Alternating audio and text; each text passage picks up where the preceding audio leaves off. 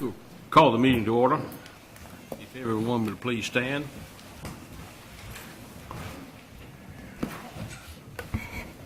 And Councilman Cooper will do the invocation. After he's finished, if you would, please remain standing for just a few minutes. Let us pray.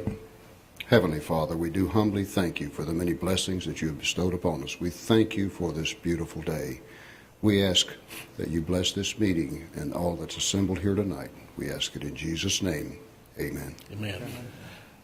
This past, I think it was Saturday night, our Parks and Recreation Maintenance Supervisor was killed in an automobile accident. Very tragic thing. Very well-liked person and did an excellent job. And if you would, let's have a moment of silence, please.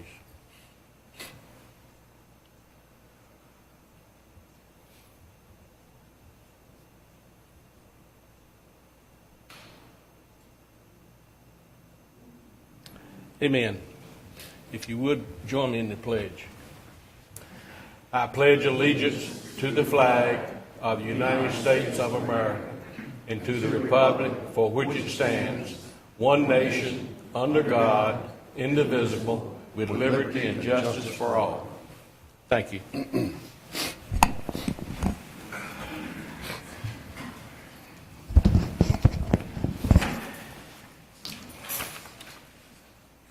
I'd like to welcome everyone here tonight.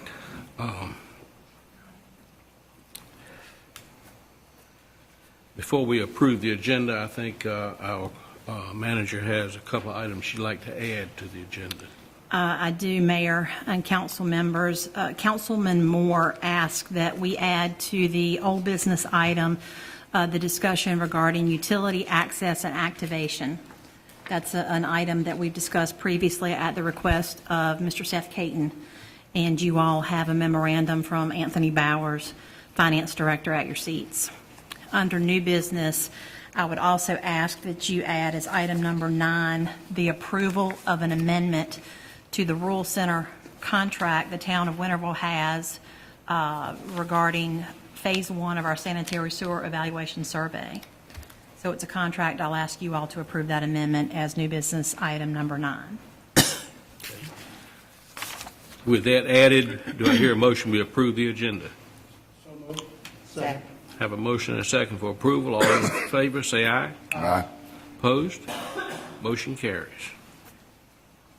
Okay, anyone for recognition? Yes, sir. Okay. Item number 7 is introduction of new employees. We'll start with the Public Works.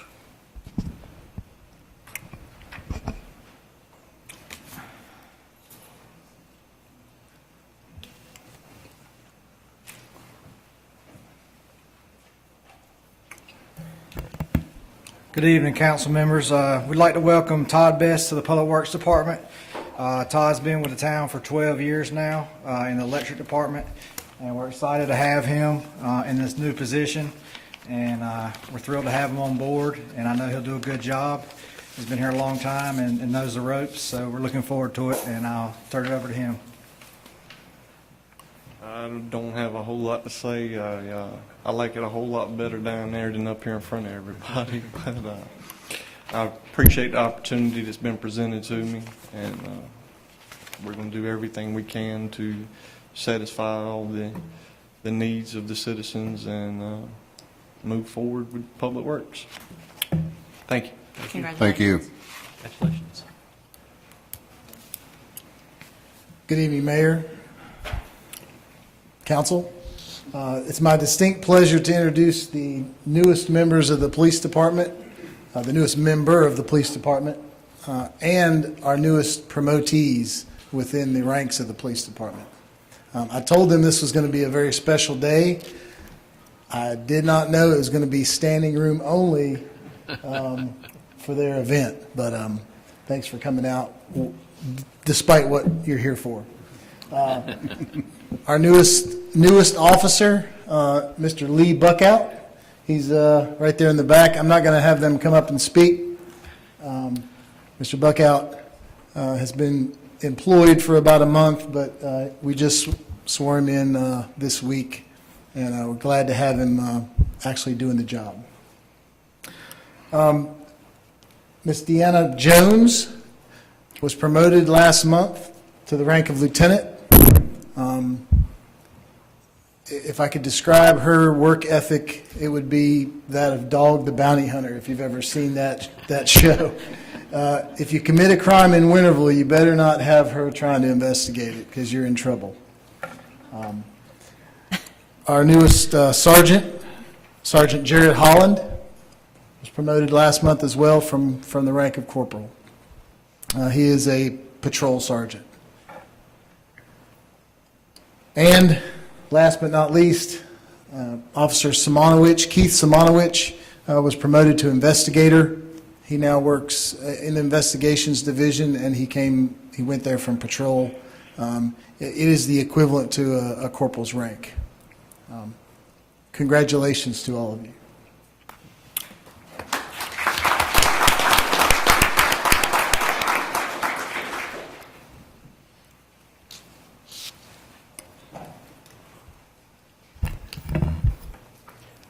Mayor, members of the board, this is Justin Best. He's our intern for this semester.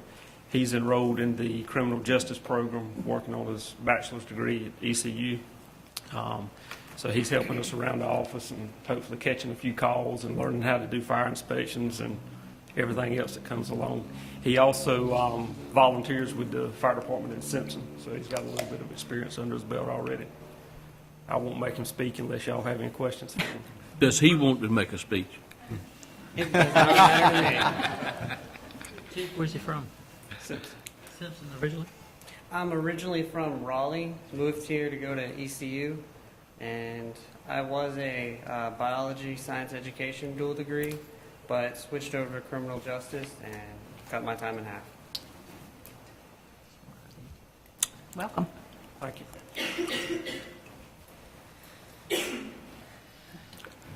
Okay, moving on, item number 8 is Ms. Paramore. Mayor, members of the council, we have with us tonight, representing Dr. Massey with Pitt Community College, Mary Paramore. Mary, if you want to come up and find your presentation. If you'll just minimize that, it should be right in the middle of the screen. Ms. Paramore is here tonight to talk about the bond referendum campaign for Pitt Community College.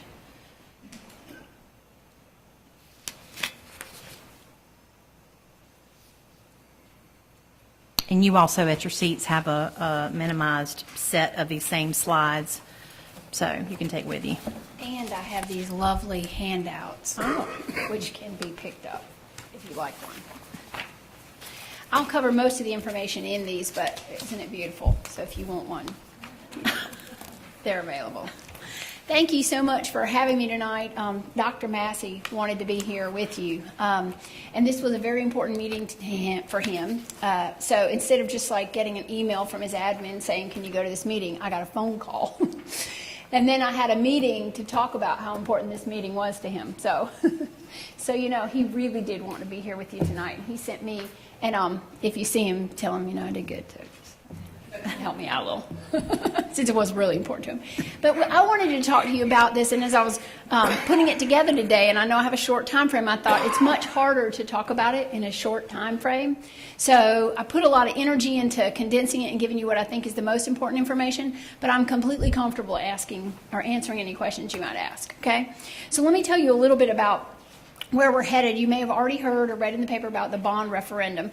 And my first thought, I just wanted to point out that it's not willy-nilly. This is a part of our strategic plan, and it is something we have been working for and working toward. So this is in a direction we've moved in with our strategic plan. One thing that some people don't understand is about how our funding is.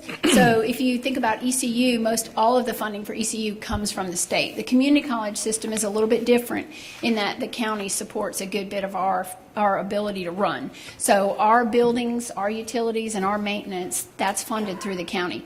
So while our personnel comes from the state, we still rely heavily on funds from the county. The last time we asked for a bond referendum was in 1989, and you can see by this slide what's happened with our growth since 1989. So it's been extensive to the point that the average North Carolina community college has 4.09 square feet per student, and we have 2.42. We are the most crowded community college in all of North Carolina, and not by a little bit, but by a great amount. So we feel like since 1989, we've been good stewards of the bond referendum. We've made good use of our funds. We've been able to grow and to support our students. But now when I think about, as I was writing over here, I thought about how important this meeting was to Dr. Massey. And then I thought about, in 5 minutes, I'm going to talk to you about something that's important to 12,000 students. I started to go home. But it is important, and I want to cover with you what we're going to do with those funds so that you know. Because if you're like me, you're giving in a lot of places, your giving is very stretched, and you're only giving where you really think it's important to give. So I want to talk to you about what we're going to do with those funds. Our first priority is the science building.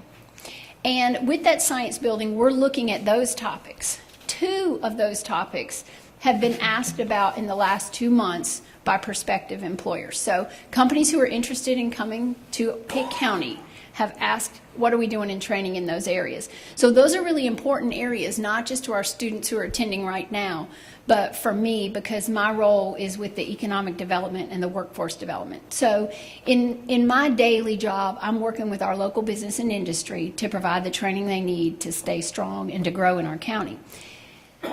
When someone comes into our county, one of the first things they'll do is say, where am I going to get my workforce? How am I going to come up with the people?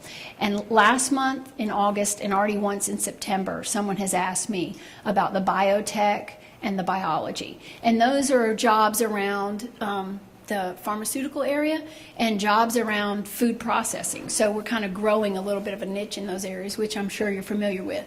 And those are 2 that I've been asked about. And then I also had 2 requests this summer around our pre-engineering. So how many machinists can you turn out? How many CAD operators can you turn out? And that's what they want to know. They want to come and see the facility where we're training. They want to know if they've got the workforce to start up and the workforce for us to continue the growth. So the science building is a critical piece, not just for our current students, but I think really serious piece for our economic growth. So it impacts both of those pieces. And this is what it would look like. So it's not new. We didn't decide this yesterday after we started getting calls from industry, but this has been on our plan. This has been in our scope to make this happen.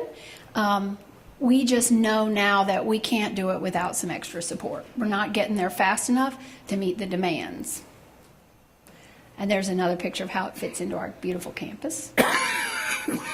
So our second priority is the BLET Training Center. So our basic law enforcement training right now happens in a small little building at the back of the Greenville Center. Last year, we did over 5,000 trainings for non-duplicated headcount came through our training. So that's in Pitt County, that's all of our smaller towns, that's everybody that came through, and then some people are doing it for workforce development. So there are people who are doing that and then job seeking, and then others are staying within our county and work here. If we move that training to an existing facility, we can just retrofit it and get it upright and get what we need in there and provide the training all in one location. We think we can do a much better job for our law enforcement, but it also empties that building. And what we'd like to do with that building, included in the same funds, is to repurpose that building and use it for training for business and industry. So our idea is to take that for industrial training and provide in that industrial training space some maintenance training for curriculum students and for local employers. So we'll be able to combine the use of that. So I think we're making good use of those funds as well. Our economic development and our workforce piece tie closely into looking at this expansion, not just from that building in the back, but also as we grow, we know that our law enforcement grows, we know that our need for the science and the biotech area is growing, and we need to have that space to train. So all of our buildings kind of tie together for those pieces. As I mentioned earlier, our last bond referendum for Pitt County, was in 1989. That's the last time we asked for funds. Some people are aware of the sales tax that was asked, and that's where we went together with the Pitt County Schools, and we got a small percent of that, and then that got cut, and then we got a smaller percent of that. So we are trying to make the most of that, but as that money comes in, it looks like it could be as far off as 2020 before we're able to draw from those funds again. So this is creating for us a need to make a move now and to come with a bond referendum. It doesn't seem like a good time. So, you kind of, like 5 years ago, you needed it, and you start waiting for a better time in the economy to ask people to vote for a bond, and then you keep waiting, and you keep waiting, and you think we're not going to get to a good time. But Wake Tech, Nash Community College, and Cape Fear have all recently passed a bond referendum. I can't imagine if they can do it, we can do it. I mean, we can make that happen. So what we feel like we need to do is just get out and make sure we communicate clearly what we plan to do with that money. Because I think you're like me and your money is stretched pretty thin, but if it's going to the right place, you don't mind sharing some of that. So we wanted to communicate as much as we can what we're doing. This is the projected cost. The assessed value of a house at $100,000 would be $1,850 a year or $1.50 a month. So it's not more than we probably spend on coffee. But again, it dips into our coffee budget, which is important. So we want to make sure you understand what we'll be doing with that. The funds will also create not just an ability for us to fund that building and build it, but the maintenance that we need to maintain that building. And so you think about, what am I getting for my $1.50 a month? For us, it's really evident what we're getting for $1.50 a month. And we want to put that building and that technology together, not just for our students so that they're happy and they have more space to move around, but so that when our industries come and say, are you going to be able to train our workforce if we move here? We can say, absolutely, let us show you what we do. And that's important for us, those both pieces, as well as seeing this on graduation day. So it's pretty short. It's pretty to the point. Are there any questions I could answer for anybody? Anyone have any questions? All right, I'll leave these. Is there on that back table? Is that That's a fine. good spot? Yeah, that's good. Okay, I'll do it. Thank you. Thanks, ma'am. Thank you.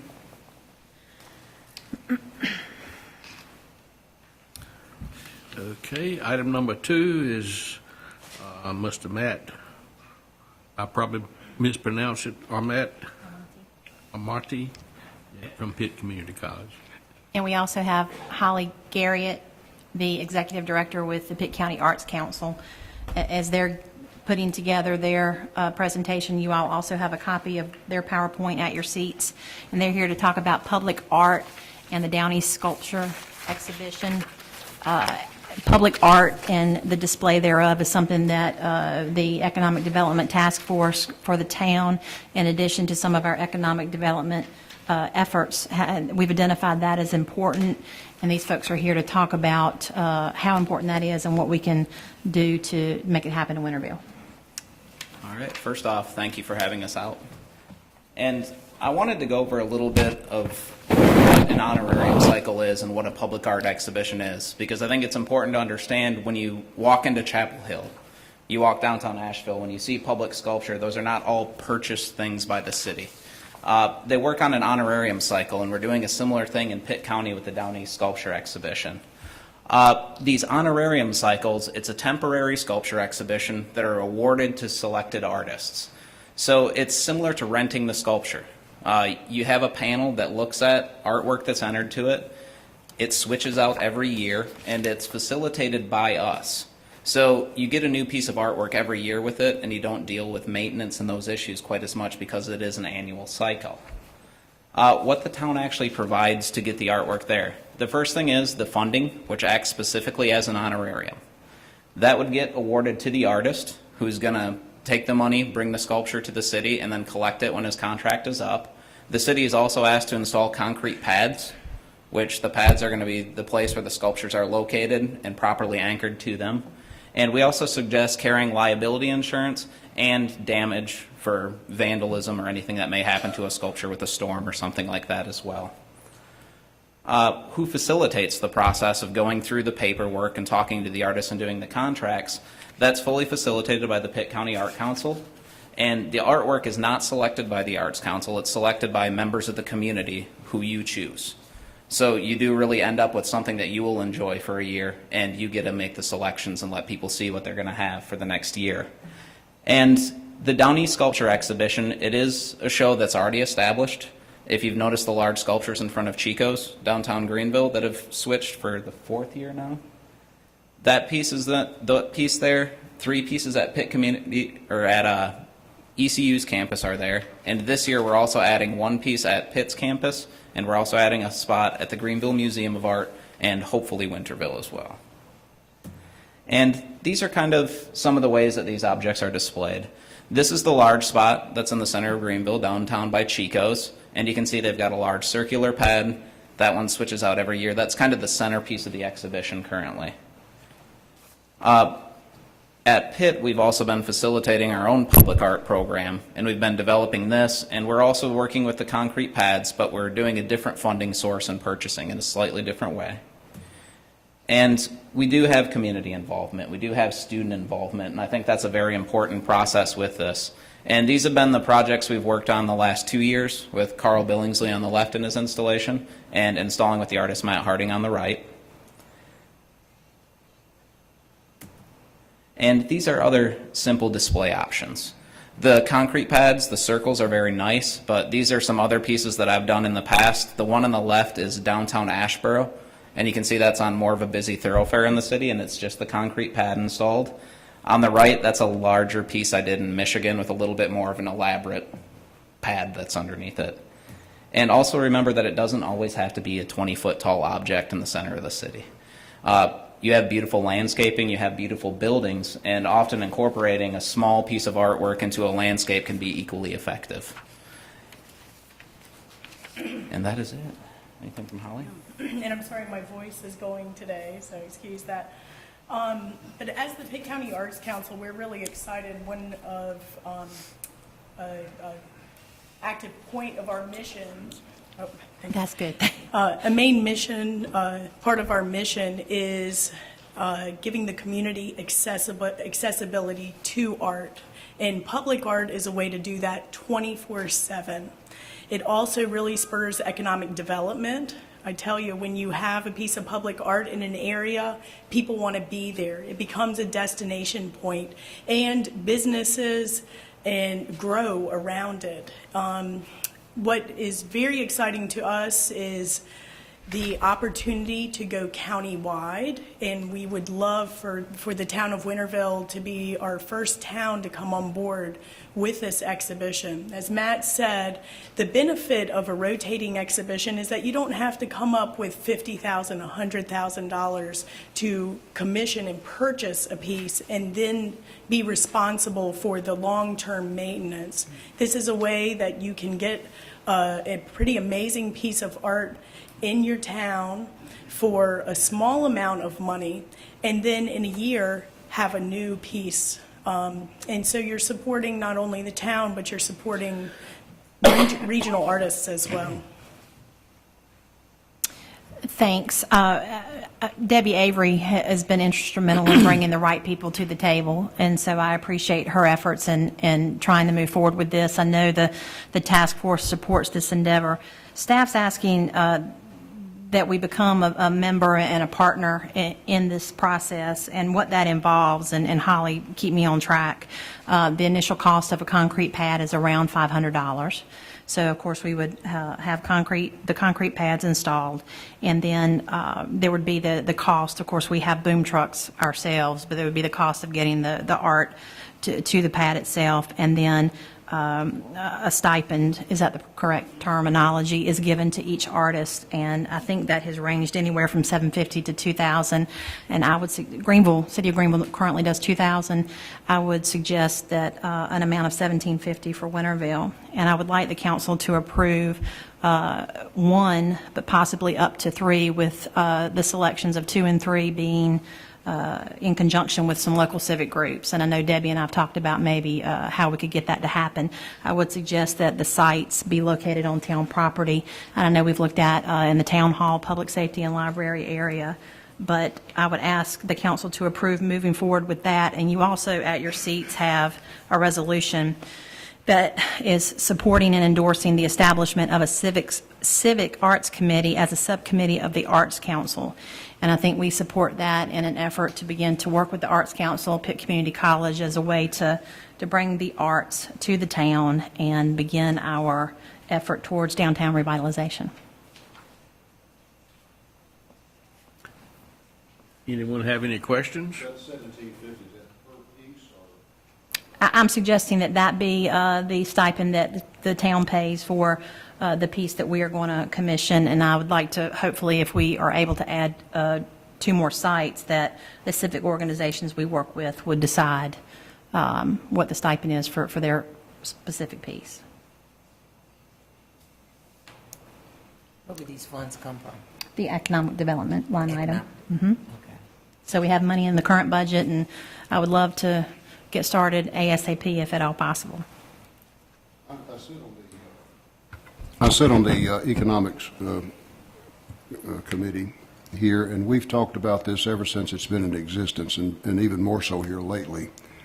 There's been a lot of talk about it, and there's been a lot of discussion among the members, and hopefully in the neighborhood, because I've talked to people out there too. And I would like to support this idea. I think it would bring something to our town. I think it's beautiful work, interesting work. The objects are something to view, I think, and would add to our town. So if you're looking for a motion, I make that motion. I'll second the motion. Have a motion and a second to move forward with this. All in favor? Well, that's good. Any discussion? I'd like to make one comment. One of our former town residents, Tarla Mobley, came to me with the idea of those kinds of sculptures and stuff that they use in Columbus, Georgia. He sent me some pictures, and of course I can't pull it up. But it was very interesting to see how the streetscape, they had little cafes out, and the seating and the sculptures along the street. And he was suggesting that for Winterville. And I told him that our economic development people were already working on it. So this is just right in line you'll be able to report with we're someone doing else's idea for their hometown. Motion and a second. All in favor of the motion, say aye. Aye. Opposed? Motion carries. Mayor, if I could also ask the council to approve, if they see fit, the resolution supporting and endorsing the establishment of a civic arts committee as a subcommittee of the Pitt County Arts Council. I so move. Have a motion and a second for approval. All in favor, say aye. Aye. Opposed? Motion carries. Thank you very much. We're excited. Thanks to Holly and Matt. I'd like to also say that Matt is going to be helping me work with PCC, hopefully, on potentially displaying some art students' work here in Town Hall. That's a separate endeavor, but we'd be excited to have that as well. So thank you both, and thanks to Debbie for help making this happen. We're excited. Well, I only have one thing to say. Let's get on with it. Right. Thank you. Thanks for your time. Okay, I don't believe we have any public hearings. No, sir. All right. Item number 10 is a public comment, and we do have one person that has signed up, Mr. Mark Barton. But before that, before we turn it over to him, this board asked me to do this several years ago.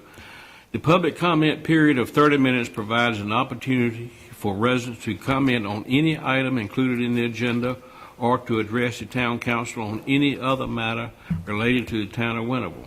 For an item included in the public hearing section of the agenda, residents should address the council at the time the mayor invites public comment on the item. No public comment may be made to the council during the meeting except during the public comment period or as part of a public hearing. Individual speakers are limited to a maximum of 3 minutes, and no more than 3 speakers may address the council on a single matter. The town council may elect to take no action on the matter addressed by the speaker, may schedule the matter for further consideration at a future council meeting, or refer the matter to the town staff for disposition. Copies of the town public comment policy are available in the rear of the assembly room. Well, I've often said that I can tell you everything I know in about 2.5 minutes. I don't think I'll be over the 3 minutes. Mayor Jackson, Mr. Smith, and the members of the town council. My name is Mark Barton, and I serve as president of the Christ Covenant School Board. My wife Gilda and I have two sons at school, one in third grade, one in eighth grade, Trenton Davis. Christ Covenant School is an independent classical Christian school, and it's the only one east of I-95. It was founded in 2000, and over the years we've grown just a handful of students to our current enrollment to over 300. Right now we have kindergarten through ninth grade, and we're currently adding a grade each year until we get to 12th grade. Ultimately, we expect somewhere between 650 and 700 students, and they represent 400 to 500 families at our school. As one of the largest non-denominational Christian schools in Pitt County, our community represents well over 35 local churches, as well as a wide range of socioeconomic backgrounds. For example, our school provides significant amounts of need-based financial aid to those families who are not able to fully participate without such aid. Thanks to a phenomenal growth we have been experiencing over the last few years, we have instituted a long-term strategic plan which includes building a permanent campus on Worthington Road, 24 acres there. We plan to begin our phase one just as soon as the town is able to provide required utilities. The first phase represents $3.5 million for our school community, and we've raised the needed capital and secured the necessary loans for us to get started immediately. Once all phases are completed, our school would have over 110,000 square feet of educational, indoor, and athletic space, soccer fields, baseball fields, and softball fields. Currently, all of our critical components for this project are ready to go, except for the required utilities. We are here to urge the town council to approve this infrastructure project so we can proceed. We thank the town council for annexing us back in June, but what we need now is approval of infrastructure that we requested. Without this infrastructure, we will be unable to move forward with our school construction project on the proposed site. We believe that this will have a significant negative impact on Christ Covenant School as well as the town, but also the town of Winterville. It is important to note that a significant percentage of our 227 current families live in Winterville. As you can see, there are a lot of them living here tonight. I also want to point out the fact that as an independent school, we add value to the town, strong reputation, and commitment to excellence in public and private education. We are also contributing to the continued economic development and growth of our town through a growing number of school employees which choose to reside in Winterville and actively participate in all aspects of our community. In closing, we would urge the town council to provide the necessary utilities and/or convene a meeting between the town and the school leaders to further discuss our various options. I thank you for your time. Thank you. Mr. Barton. Yes, sir. Thank you for what you've done in our community. We welcome you to the community. Your principal has reached out to each board member to have a meeting. I'm sorry I'm not able to meet the schedule at this time, but I'm sure this board will support you in whatever you want to do in whatever. We're sure glad to have you here as an educator for 38 years. So thank you. And as being one of my former students, I'm really proud of you tonight speaking. Thank you, Tony. Mark, I would also like to add, I think we're all very excited about the upcoming groundbreaking. I realize there's a few items that we need to work through, but I'm confident that we can do that. So welcome, and I look forward to working with you. Okay, thanks, Mark. Thank you, guys. Thank you. We do have, Mr. Barton, as you well know, the item a little further down on the agenda. So Yes, ma'am. as per we discussed, we're still working out some utility issues, but we're getting closer than we have been. So thanks for your patience. Thank you, Tony. Thank you. Okay. Is Mr. Robert Blunt in the audience? I don't see him. He called me earlier, and I invited him to come if he would like and speak to the council, but evidently he was tied up. But anyhow, he will be celebrating his 89th birthday on September the 15th. And if I understand it right, he worked about 28 years for the town. And, so anyhow, I would just like to recognize the fact that he is having a birthday, and he asked me to mention it. And like I say, I invited him to be here tonight, but evidently he couldn't make it. So, okay. All righty, moving on to item number 11, the consent agenda. Mayor, members of the council, before you approve said consent agenda, in the July 8th minutes, Jasmine has supplied you with a correction page for one of the pages, so you have it at your seats. And with that said, I present the consent agenda. Move for approval. Second. I have a motion and a second to approve the consent agenda. All in favor of the motion, say aye. Aye. Opposed? Motion carries. Thank you. Okay, with no items removed. Okay, under old business, report on the community day. I believe Chief Will Height is going to come forward and give us a quick update on the status of Community Day, which I believe is being held September 21st at the Winterville Recreation Park from 1 to 6. So we encourage everyone to come out and celebrate. Not a lot of details on Community Day, other than it's running smoothly. All the things that the police department agreed to handle monetarily have been done. Banners have been purchased.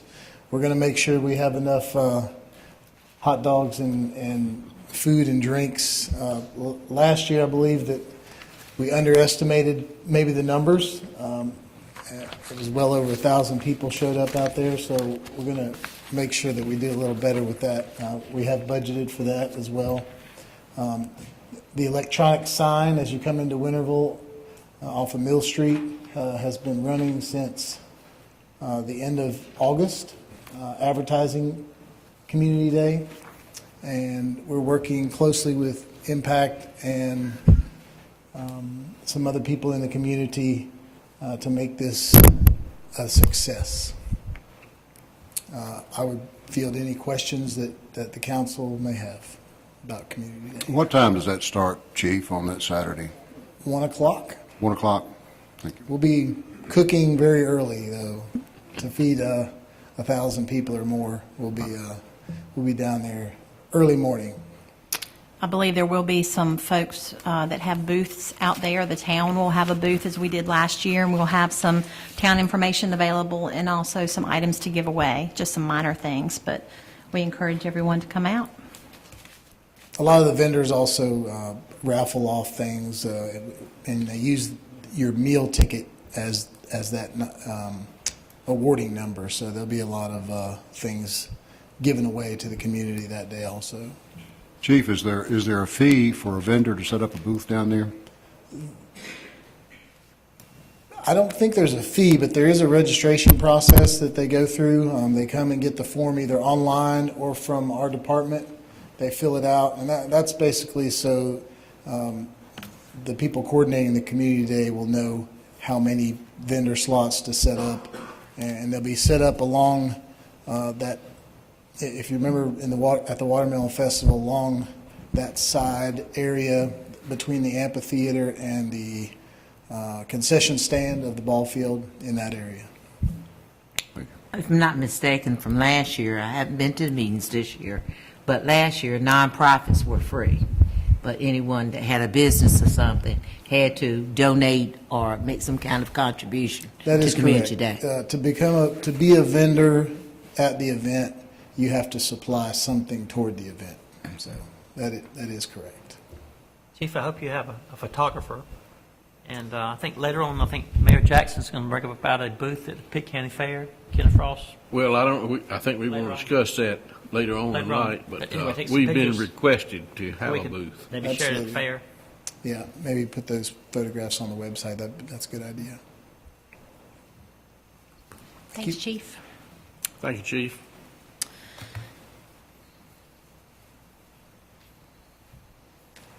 Okay, under new business. We have the added old business sorry, item. sorry. Sorry, Mayor, that Councilman Moore wanted to address. Again, I'll ask Anthony to come forward and help me, but you all have a memorandum from Anthony that was sent out, I believe, in June 10th, initially regarding an item Mr. Seth Caton brought up at a previous meeting regarding utility access and activation. And Anthony, if you don't mind, would you just briefly go over what was requested? Sure. I believe it was at the Mayor June meeting. Mr. Caton expressed an interest in his situation with the property that he has, and the property is vacant, therefore, he has the utility services on at the property, and thus causing minimum fees and charges to be applicable to the account for each month of service. And Mr. Caton at that time requested a potential separation or splitting of the utilities so that portions of the utilities on an account could be activated. In other words, if you only wanted to leave the electricity on a property, or if you only wanted to leave water on at a property. The same thing with sanitation. So this was how, and Mr. Caton's here, I believe. So I believe that's how he expressed it. And so what we did, the council asked us to go in and look at it, see what we could find. So we polled 10 municipalities, find out what other people were doing. And we found out of the 10, there were only 2 that allowed utility bills to be split or separated. Essentially, they were very, very small communities, and I don't remember the names at this point in time, as it was several months ago. Excuse me. But we did go out and do some research and put the question on the finance listserv to try to identify, some concerns and things that other places have and why they do what they do. And essentially we come back with, pretty much 4 major issues from an operational standpoint, from the town standpoint. Obviously, from the customer standpoint, it would be very welcomed. It would obviously make things easier for them. But when we look at how the town operates and how we are operating within the environment we are, and other municipalities as well. Excuse me, I have some frog in my throat. We decided to find out what other towns were seeing in regard to this. And obviously, one of the first things we found was, this does create a potential increase for theft. As an account is turned off, say a particular customer wanted an account turned off, or a particular item on an account turned off, we would leave, for example, electricity. If they wanted just electricity turned off, that would leave water, sewer, and sanitation. Essentially that customer could go out and have a meter tampering situation and they're still getting full services. Once it's inactivated in the system, it's more difficult to catch. So that would be one particular problem. There's ways of, potential theft. Billing issues, as I just mentioned, essentially we would have to inactivate these meters in the account. So when you inactivate it, it takes it out of the rotation. It takes it out of the billing cycle. So if that account is then closed and opened up in another name, it's only going to activate the accounts that are the services that are active on that account. In other words, if water is inactivated, then essentially what will happen is when we open it in the new customer's name, you will only activate electric and garbage. So if somebody goes out and turns the water meter on, we're back having a billing issue. So staff would have to spend time on reconciling those billing issues. Obviously, that also leads to loss of revenue. So when you have these services turned off, while understanding Mr. Caton's situation completely, when you look at the big picture for the town, we're facing contractors on a regular basis who would, really use this service. You're looking at anybody that owns rental property would also be eager to cut services off and on. So with these services constantly being switched off and on and us not being able to bill for them, that would affect our revenues. In some municipalities, there were general access fees. So if you had access to a service, you are charged a fee whether you use it or not. Now, here in Winterville, we don't do that. I think it's been discussed in the past, and we decided not to do that. But and finally, it would significantly increase staff time. What we found is we would constantly be sending meter readers in and out to particular properties to cut off and on services, especially in rental properties. I saw a contractor, working on the property, things of that nature. So we would be constantly cutting services off and on. So those were the findings that we had based on the municipalities we surveyed and talking with town staff. In addition, we would like to add that solid waste, aside from Mr. Caton's request, solid waste is something that we get requested. We have requests all the time. People state they don't use the town solid waste service. They carry their garbage off themselves to county facilities, et cetera, and they don't want to be charged monthly. Well, obviously, these services are all user-based, and we try to set those fees such that the number of users we have using the system pays for cost of operation and maintenance for these utilities. So again, if we lose significant numbers based off of these types of requests, we could theoretically have a real issue for how we set fees in the future. And of course, this is a request by Mr. Caton, but we had to look at it from a business perspective in a more global way to see theoretically if we have a vast amount of these types of requests, what kind of effect would that have on our business operations? So we just wanted to clarify I would that. add, we do get this request pretty much on a weekly basis. Weekly basis. How many homes have their power turned off in Winterville at this time? How many homes have their power turned off?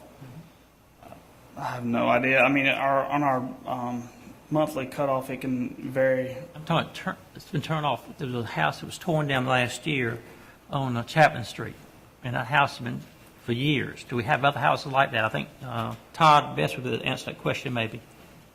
But I'm sure we have, you're talking about vacant. Two dozen houses in Winterville that lights are turned off completely?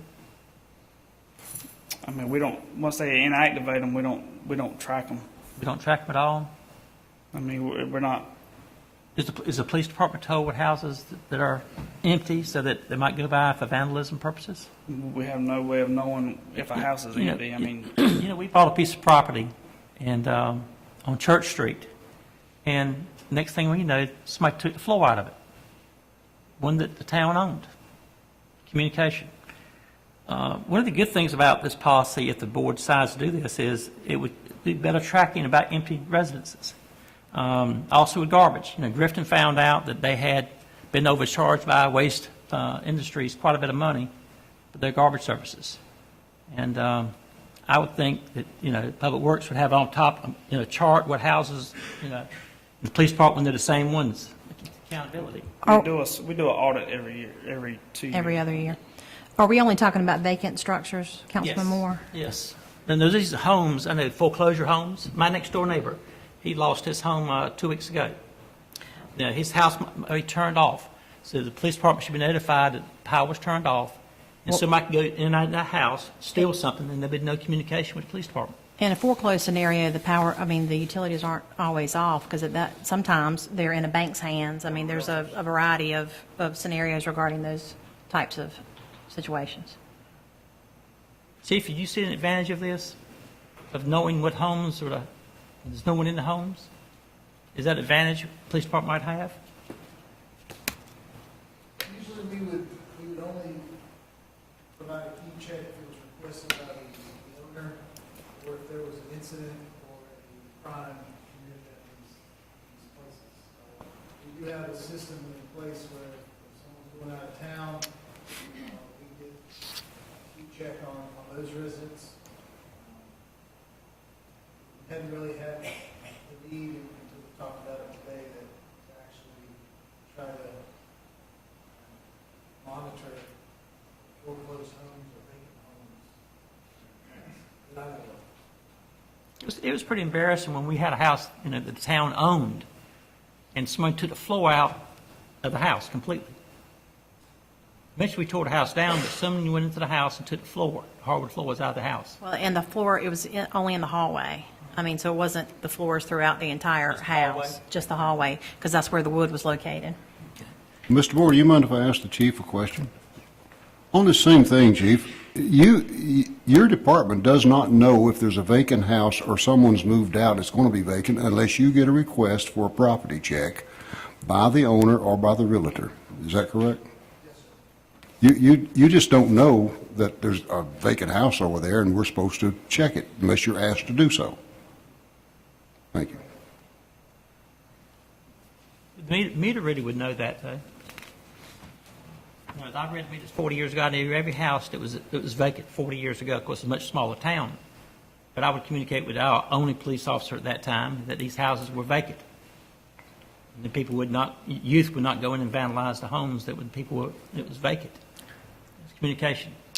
Officers do find the type of activity that we talk about, Councilman Moore, and they realize this from patrolling the neighborhoods and actually finding the kind of things that you're talking about, and then they're aware of that location, then they check on that location often during their patrols. It usually stems from some sort of criminal or mischievous activity. In 1978, every household was listed on a community watch by Don Boyle. Every single house was listed in 1978. And Don Boyle received a governor's citation for his sign up every household. As far as services, can you turn off your lights and leave your water on? Not currently. But if you turn your lights off, your water's turned off and no garbage, correct? It's a bundled package. Package. And you couldn't remember which two towns. I think one of those towns was Farmville, I believe, back in June. Because it's half our size. I realize, but they haven't, you know, we don't have it. Part of the utilities in Winterville is ours. Part of it's Greenville Utilities. I don't recall. I would have to go back and look. And Councilman Moore, you bring up a good point. There would not be an equitable situation with the other utility providers in the town of Winterville. In other words, I do not believe that Greenville Utilities offers that same type of scenario. So where we have folks that have their electric with Greenville Utilities and they may have their water, I'm just pulling it off the top of my head, we then have a challenge, or Bell Arthur Water, where we've got these different utility providers that may not be able to offer the same kind of scenario that if you have all of the town of Winterville utilities, we may offer through a change in the policy. Well, we're a friendly community. If a citizen like Mr. Caton is probably one of the few people, two people have attended our meetings for the last 40 years. Mr. Caton's one of those people. 40 years ago, you would see him still sitting in the crowd. He and Jay Weathington. They have been our counselors over the years. Now, Jay left. He died, left us a few years ago from cancer. Mr. Caton's still here. I think being a friendly community, we need to at least look at these options. I have a home that I've been paying lights and water and garbage for a year and a half. I've got no services during that period. I leave the heat and air on because I don't want it to mold inside the house. I want us to have accountability. I want the police department to know, if possible, what homes are vacant, foreclosed homes. You know, keep a tracking. I would think somewhere in the town hall there'd be some kind of tracking. We're not that large. It's on your mind what you can do. But anyway, I would like this board to move forward in some respect after the thought tonight. Mr. Caton, could you just stand for a minute, please? Ask your question. After hearing what you've heard tonight, what would you like to propose for us to do? Well, my situation is I'm paying for electric, water, sewer, and garbage pickup. And the only thing I'm using is the electric. I feel like I'm getting ripped off with water, the sewer, and the trash pickup. I'm not using it. All I'm using is the electric. And I can't understand why this time of computers and all, the computer gurus you got down here, can't be all that much of a problem. Just charge me for the electrical which I'm using. The other three things I'm not using. Because I feel like I'm getting ripped off. Thank you. I've had my say, and I'd like to encourage other council members. Are there any ways we can have staff, I guess, further research that? I know they've researched it, and I guess I'm split. I understand best practices for the town and what we need to do, and at the same time, I want to help Mr. Caton. He's a great guy. I understand his concerns, but on the flip side of that, we've got to look at the big picture. And we've got to look at what is the best for how we operate this town. And while we can trust him, there's people out there that we can't trust. Maybe we can just look at it a little closer and see if there's some options. I'm having a hard time figuring out how this could be monitored. I mean, I know Mr. Caton, I'm quite sure you'd be honest enough not to roll out the garbage can with trash in it. But if we were to do this throughout our town, what would keep someone from having just electrical service and then putting the trash can out? Who's going to know on Tuesday or Wednesday that this house doesn't have garbage collection? You know, I mean, I think we're setting ourselves up for a lot of theft of services in that way. Sanitation is one of the biggest issues because it takes one storm while the cans are out. Cans get mixed all up. People are going to grab cans. So we already have situations where they'll have 2 or 3 cans at one property when, they went and got them from other places. And I live in I was born and raised in a part of town that is right above an underground spring.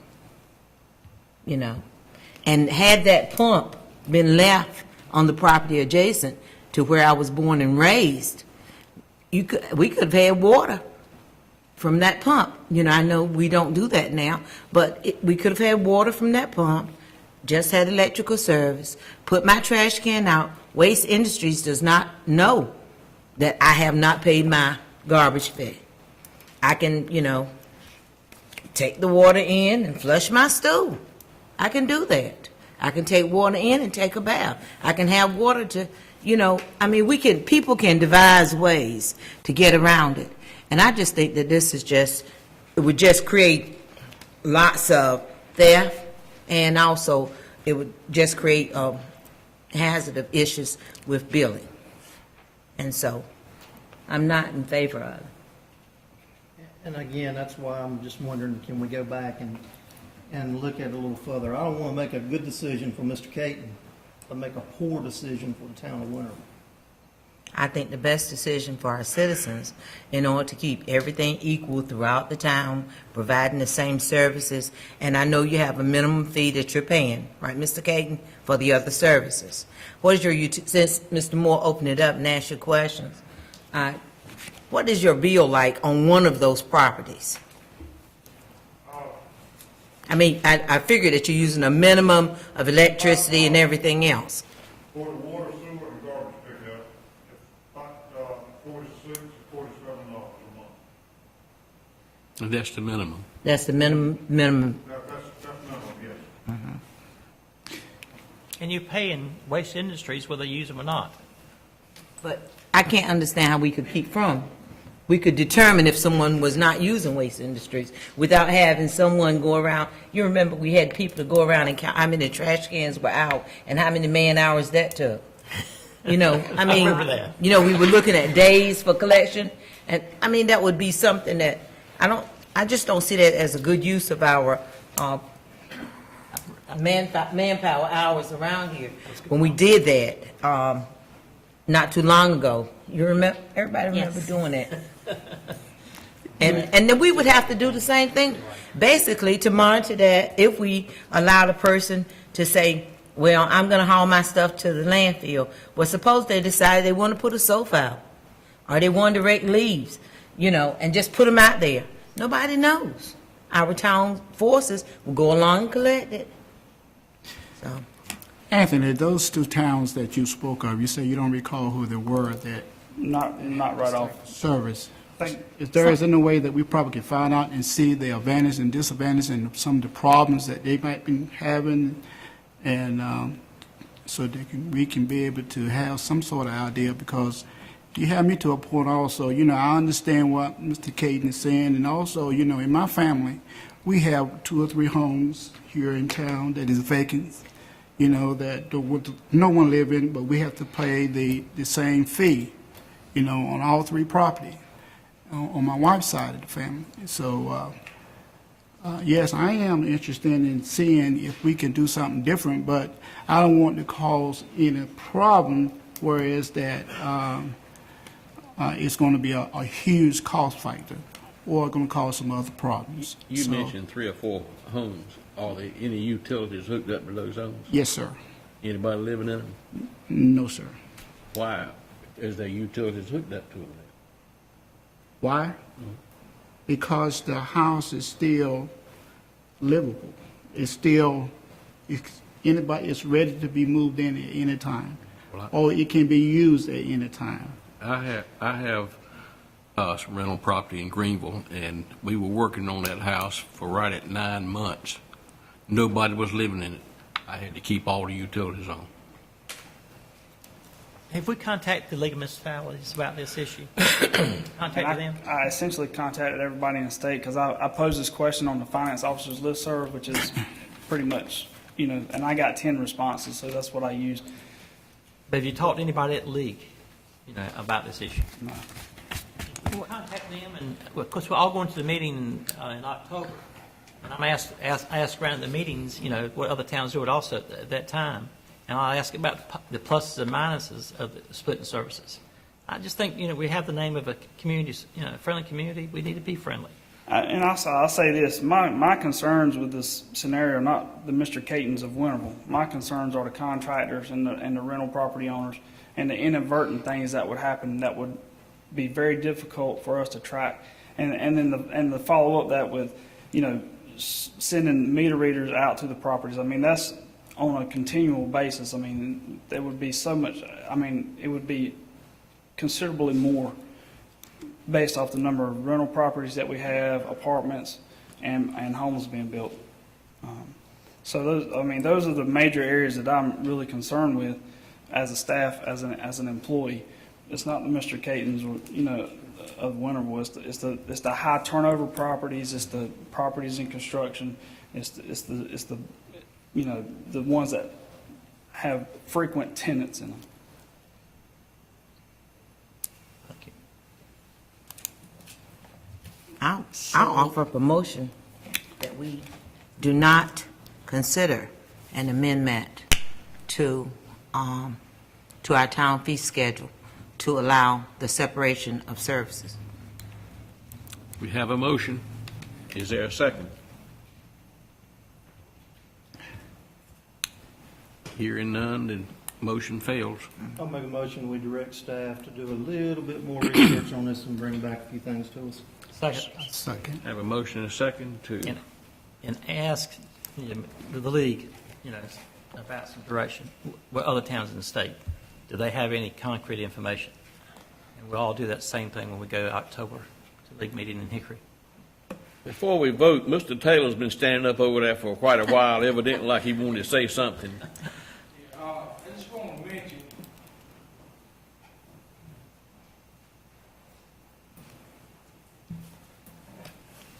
with homes cut off and on, y'all get a report from me each month how many homes we turn on and off. We are finding, we've always found meter theft. You cut people's water off, electric off, or if it's just a water customer, you go back and they cut the seal and they got water. If this count's inactive, it's not going to show up on our meter route to read.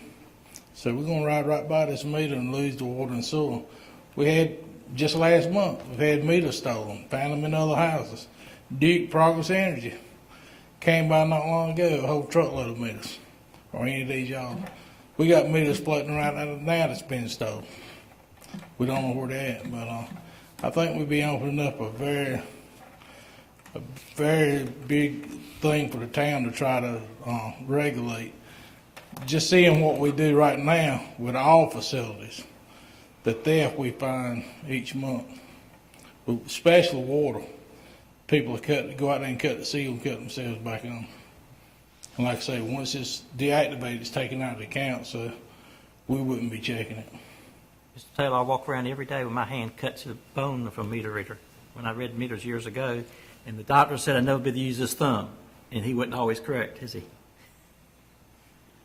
I wasn't correct.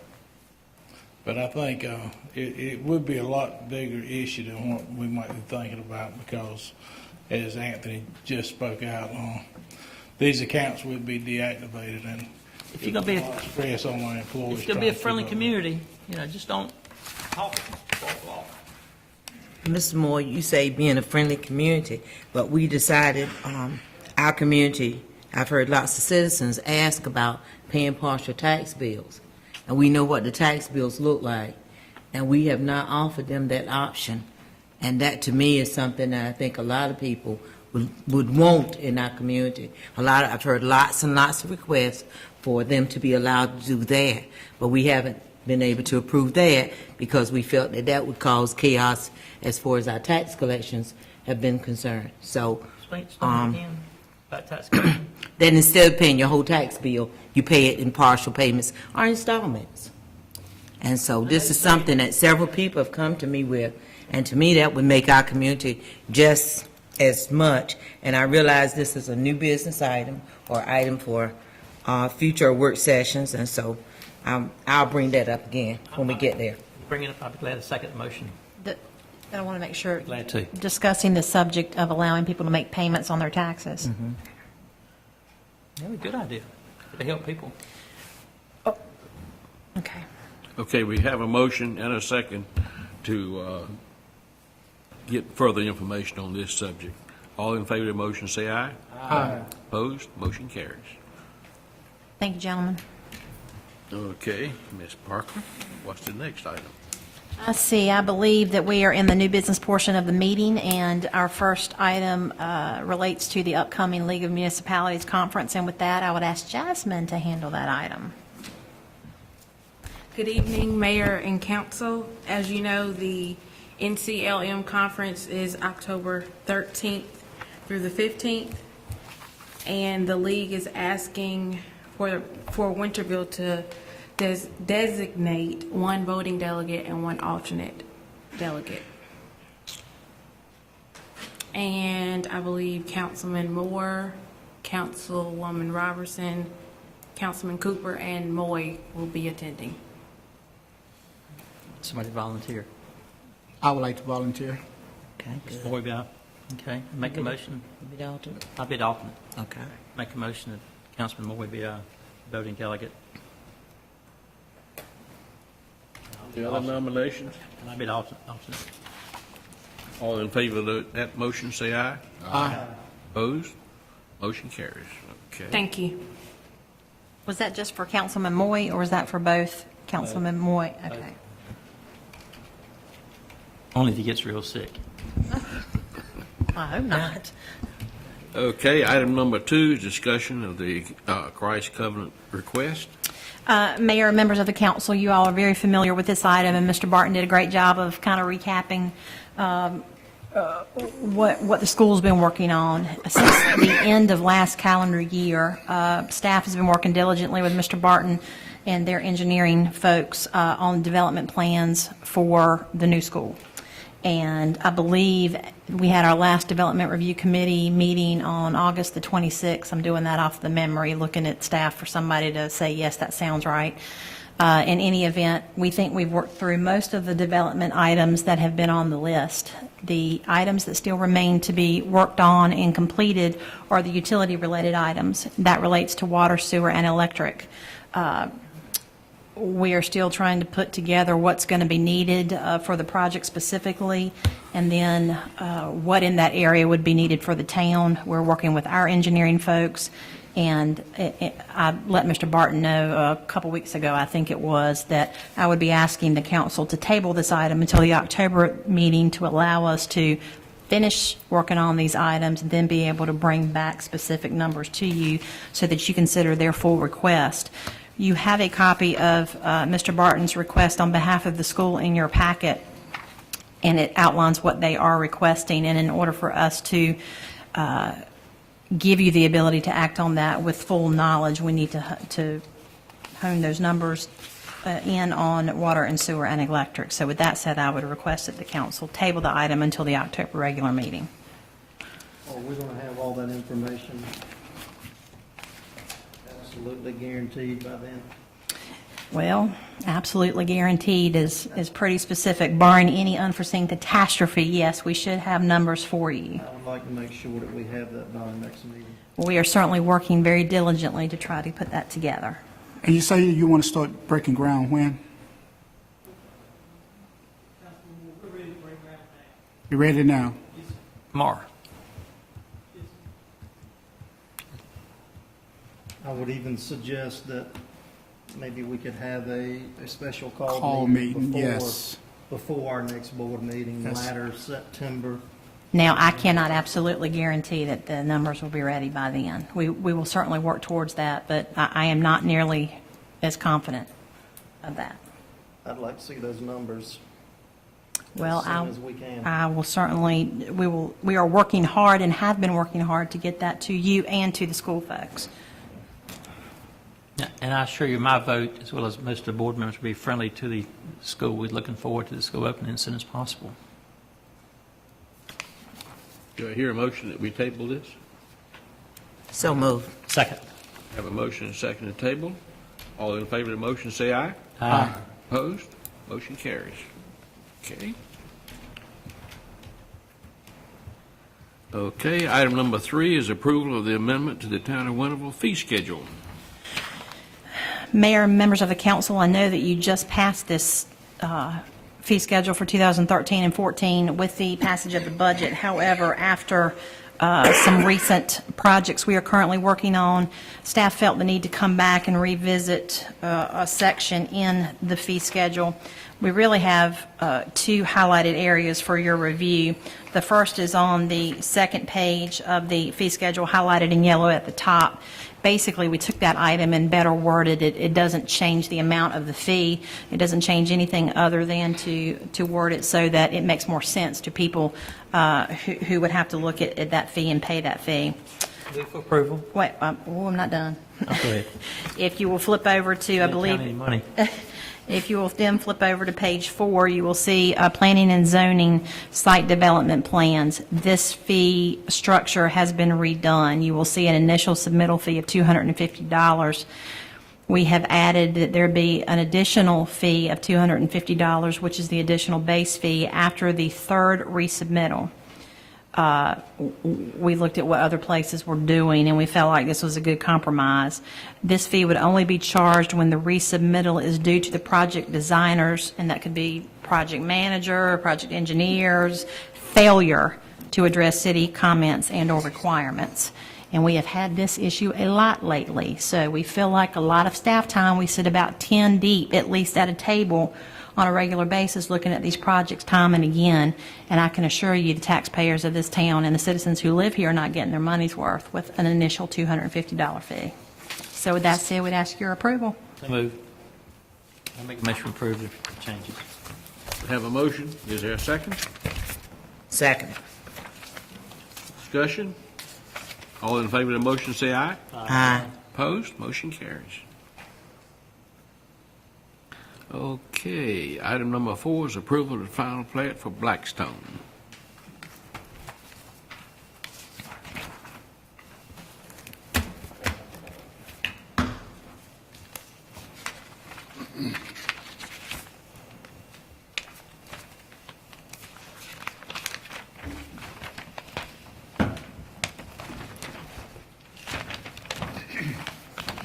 This is the final plat for Section 2, Lot 2 of Blackstone subdivision. Blackstone is a subdivision at the southwest corner of the intersection of Vernon White Road and Old Tar Road. You may recall at the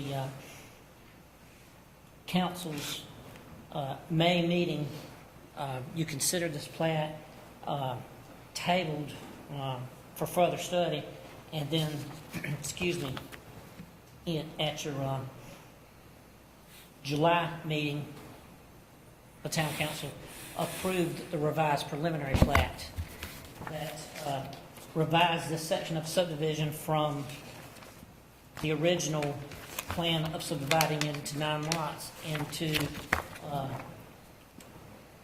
a plan that combines the area back into one, these, what would have been 9 lots of street into a single lot.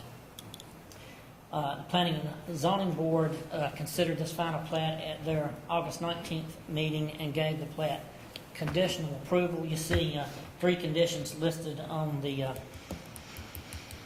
on your agenda abstract.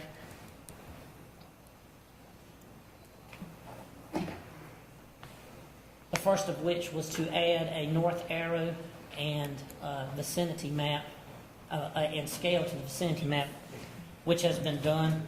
The second 2 conditions involve a utility easement here on the property, and there's a close-up detail there. some minor modifications of that were requested by our Public Works Department and our Electric Department to better facilitate water and electrical connection through that easement. Those revisions have been made, so all three conditions recommended for approval by the Planning and Zoning Board have now been met and are included on the plat. Mr. Lilly, between the church property and Mr. Abbott, what will be between those two properties? Anything at all? Between the existing Abbott property and the The church? Abbott and the church property? I have to look back at our zoning ordinance, but I believe we will require a buffering screen.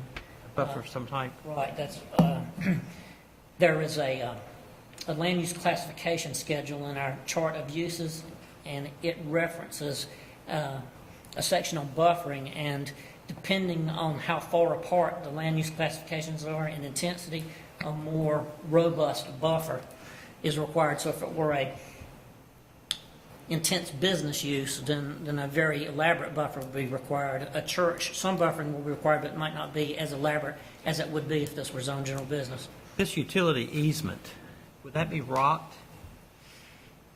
The Fire rescue utility easement, would it be rocked or just dirt or?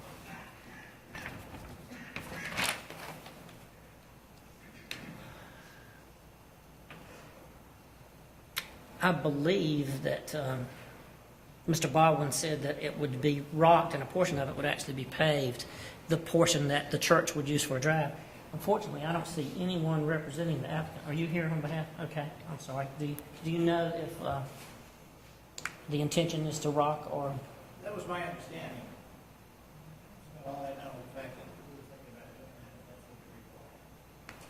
that, Is there any requirement from us that it be rocked or? There's not anything specifically spelled out because this is not, if it were a city street, there are some very specific standards, or if it were an approved private street, there are some specific minimum standards. But for an easement of this nature, there is nothing specified in our ordinance as far as required improvements.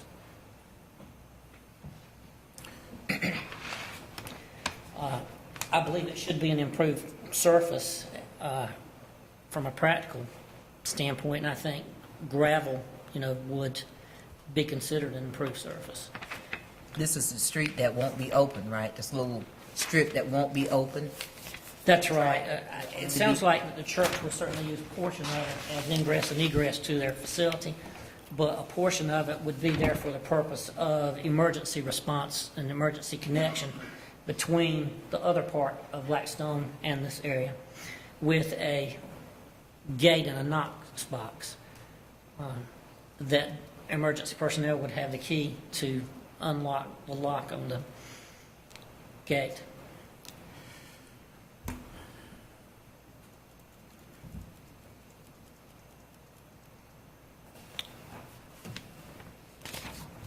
Well, I was just thinking, I was going to ask the chief, with the vehicles that we have, to be able to go through the condition, if we have any bad rain or anything like that, condition, we don't want to be in a condition where we won't be able to go through with the vehicles. Even with that and your utilities. This will have to meet the specifications that Public Works has for support. I can't hear you, sir. David, come forward, please. And I apologize. They do propose asphalt for the drive. If you look at the detail on the map on the left, it's a 5-inch compacted aggregate base with 2-inch of asphalt. I'm sorry, I missed that note. So it is going to be, you say gravel? Asphalt. Gravel base with an asphalt surface on it. I think the majority of it is, the reason the easement's curved like that is because it's laid out where their driveway is, and it follows their driveway and their parking lot. Yes. So I think the majority of it's going to be paved anyway for their parking lot. I will add that we've got several of these Microphone. in town. Pitt Community's got a rather, probably a quarter mile long behind the new classroom building, and it's not paved, but it is an improved impervious surface. Okay. So they've got to meet all the design standards of the code and public works I believe design fire code standards. requires an all-weather access road, which definitely would include gravel at a bare minimum. So like you said, their trucks aren't getting stuck out there and can't get to somebody. Exactly. So I believe that's a fire code. The road at Pitt, it accesses a road. It stays open, doesn't it? It's not locked like this one will be. It is not locked, no, but it's, if you don't know where it's at, you won't see it because it's got grass growing on top of it. That's hard to imagine, but it's got like a plastic grate over gravel. It's either 8 or 12 inches thick. I don't remember. But, and it's got to be marked. This one will have to have a gate up, and it'll also have to be marked with signage and Knox box. Okay.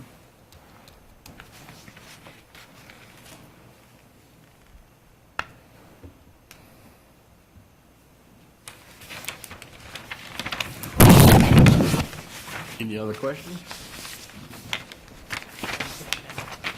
Yes, unless Along the highway, Old Tar, will that ditch still be there, or will it be curved, or? I assume the ditch would remain with just a pipe for the driveway access. I noticed that Angela had in her last week's paper, they're going to start buying land along this road in 2014? Is that correct? It said 2014. I think it's 2006. 2016? Begin acquisition of right-of-way for the improvement of Old Tar in 2016 with construction plan for 2020. 2020.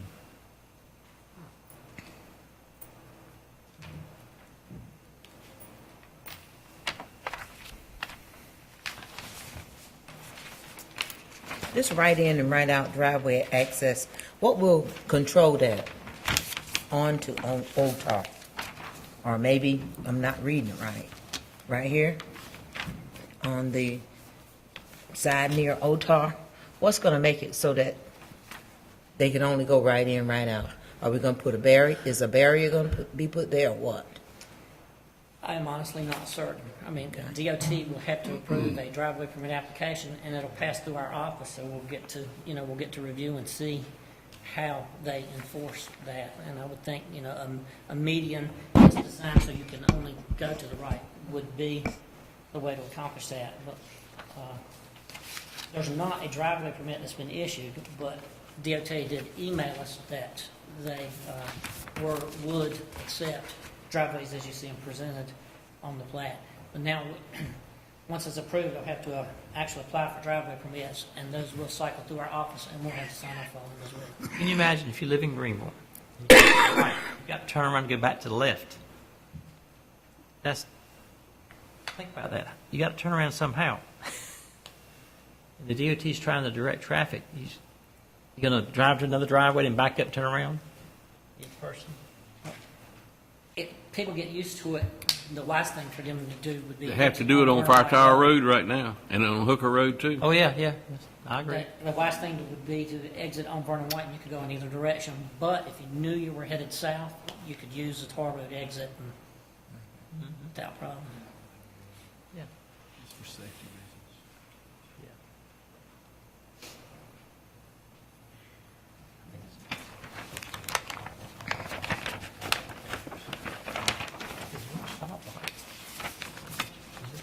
Council, have any other questions for staff? Any other questions for Alan? I just don't like the plan because of that road. I didn't like it when it was proposed before, and I don't like it now. I think that if it's going to be a road and give access, it should be a road there, no road with a gate to it.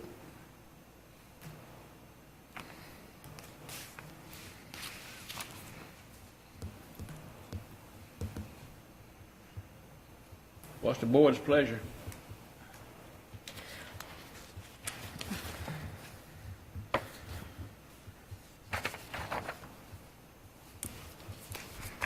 Got to hear a motion, either for or against it. Well, I make a motion that we accept That the you approved final plot. approve? Yes. Is there, we have a motion for approval. Is there a second? Second motion. Have a motion and a second for approval. Any further discussion?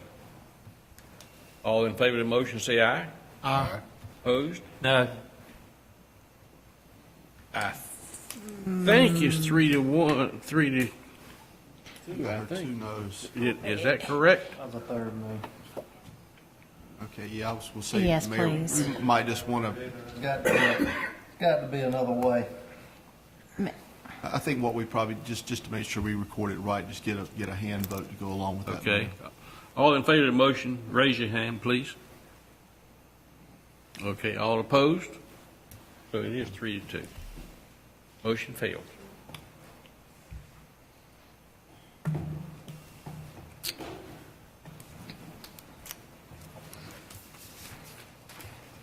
Okay, item number 5 is approval of the supply provisions elected pursuant to the power supply and coordination agreement.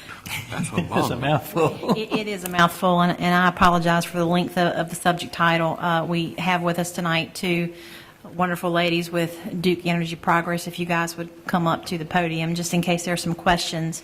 But it's approval of the REPS supply provisions elected pursuant to the power supply and coordination agreement. And then there's some dates in there. But basically, it's an agreement between the town and Duke Energy Progress. I'm still trying to get used to the new name. But ladies, would you introduce yourself, please? Be happy to. My name is Michelle Delian. I'm the account manager for the town of Winterville. And my name is Jennifer Ellis, and I'm responsible for the wholesale power sales to communities like yourselves for the Carolina Service Territory. Well, staff's been working with these two ladies for a while now, and we appreciate you being here. I'm going to do my best to get through this, but help me, because it's, for those of you all that looked at it, it's rather complicated.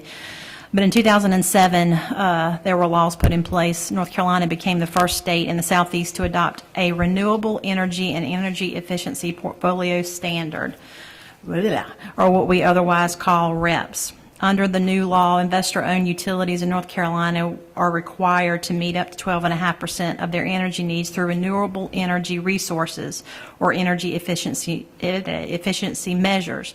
Rural electric cooperatives and municipal electric suppliers are subject to a 10% REPS requirement.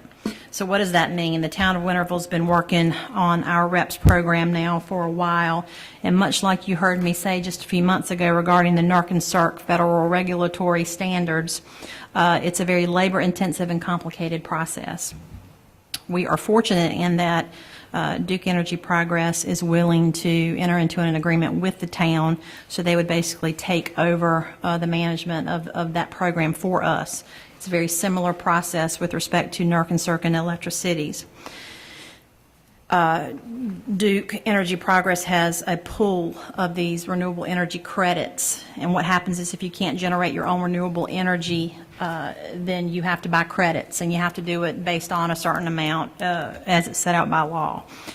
So what we would do if we approve this agreement is that we would buy in a one-time fee to the pool of credits that Duke Energy Progress has, and then thereafter there would be an annual fee for these ladies and others to manage what we need, to purchase RECs at the end of the calendar year if we need to file our compliance reports and our plans going forward. And quite frankly, a staff of the size that we have, I think Mervin's probably doing a little dance over there on the side because it is very complicated and it's a lot to keep up with.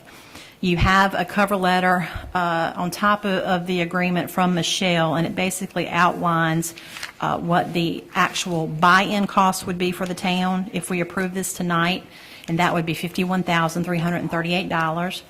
And then the town's 2013 annual expense is estimated to be $23,118.03. That would change basically every year depending on what's happening with the market and a slew of items. But staff, and again, it's very complicated, and I apologize for that, but with that said, staff is asking that the council approve this agreement, that we enter into it right away, go ahead and pay our buy-in costs, and then our 9-month catch up, thank you, for the process, and then work with Duke Energy Progress moving forward. Having said that, I'll quit talking and have the ladies jump in if I've left anything out. I think you did a great job. $51,000 a year.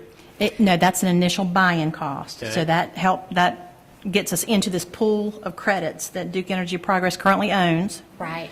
And then afterward, for 2013, there's an annual cost, and this year it would be $23,118.03, and that would be up or down based off of certain factors in the future. What are other towns doing? Like, what's Aden doing, just for instance? I can't speak to whether or not some of the, and I don't want to say too much, some of these entities aren't necessarily complying, so I understand. Some other entities are doing certain things. I know that Waynesville and the Tri-Towns. Thank you. The Tri-Towns, Black Creek, and some of the other Sharpsburg towns and- near Wilson are customers of ours, and we do this compliance work for them. And they were with Old Dominion back in '98. They were. And also, a lot of the cities and towns that are close to you guys are members of Electricities, so Electricities would be providing the compliance services for them. But that's who had been doing ours in the past, is that correct? We've been doing it. They are currently doing our NERC and CERT compliance process, Okay. because they are Aden and some of those others are power agencies. So we've been doing our own. We've been doing our own, and it's been a nightmare. We've been working with a consultant, Andy Gibbons. You've seen Andy, you've met Andy. Our costs have been substantially more than these annual costs will be moving forward. Is that right? Yes. I make a motion we approve your recommendation. I think it'll save us a lot of money. Yes. It was costing us a lot. It's come out of electric fund. Yes, ma'am. We're in dance, Merv. Trying on all his best moves. It will save us a lot.